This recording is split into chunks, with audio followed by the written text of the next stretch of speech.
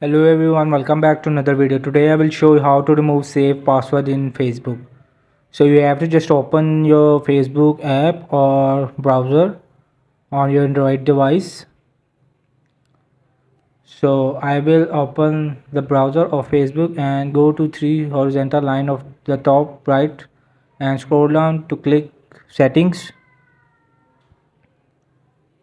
and you have to click to the account center. So when it's open,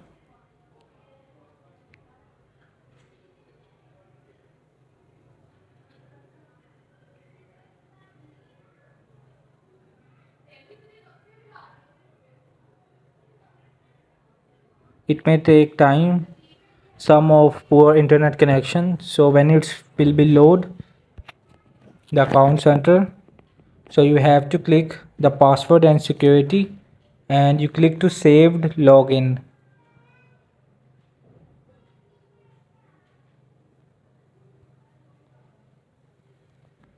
So save your login information.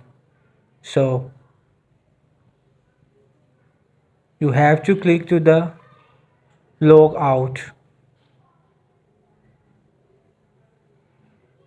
So you have to don't save and log out.